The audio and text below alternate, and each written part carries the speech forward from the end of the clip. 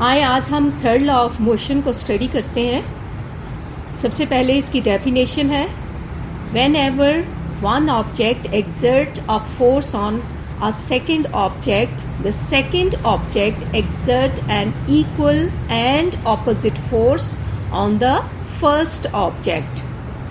Newton's third law of motion के मुताबिक जब एक ऑब्जेक्ट दूसरे ऑब्जेक्ट पर फोर्स लगाता है तो इसको एक्शन कहा जाता है। दूसरा ऑब्जेक्ट भी ए के ऊपर फोर्स लगाएगा उतनी ही मैग्नीट्यूड की, लेकिन ऑपोजिट डायरेक्शन में लगाएगा। इसको कहते हैं reaction force, reaction of object two on A. दो ऑब्जेक्ट हैं ए और बी। ए फोर्स लगा रहा है बी के ऊपर और इसको हम लिखते हैं एफ ए बी। बी भी फोर्स लगाएगा ए के ऊपर, लेकिन उसकी डायरेक्शन जो है वो ऑपोजिट होगी, लेकिन मैग्नीट्यूड वो सेम होगा। और इसको हम कैसे लिखेंगे, एफ बी ए, यानी फोर्स बी की ऑन ए पर। और एग्जांपल है हमारे पास, बहुत सिंपल सी है। अब बुक और टेबल, बुक टेबल पर पड़ी है और वेट ऑफ द बुक जो है वो एक्टिंग इन द डाउनवर्ड है, और टेबल जो है वो बुक के ऊपर एक फोर्स लगा रहा है जो उसके वेट के इक्वल है, और ये ऑपोजिट डायरेक्शन में है लेकिन इक्वल इन मैग्नीट्यूड के है। विंग्स ऑफ द बर्ड जो हैं वो एयर को पुश करते हैं इन द डाउनवर्ड डायरेक्शन। ये इनका एक्शन है ऑन एयर के ऊपर। एयर जो है वो एज अ रिएक्शन बर्ड को ऊपर की तरफ मूव करती है। तो एक्शन और रिएक्शन दोनों का कॉम्बिनेशन से बर्ड जो है वो ऊपर की तरफ फ्लाई करते हैं, उड़ते हैं।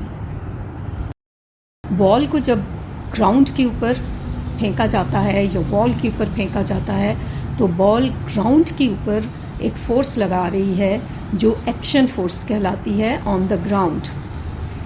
ग्राउंड इन रिटर्न, ग्राउंड उसी के इक्वल एक और फोर्स लगाता है जो कि इक्वल इन मैग्नीट्यूड होती है, लेकिन उसकी डायरेक्शन जो होती है वो ऑपोजिट होती है, और इसको कहते हैं रिएक्शन फोर्स।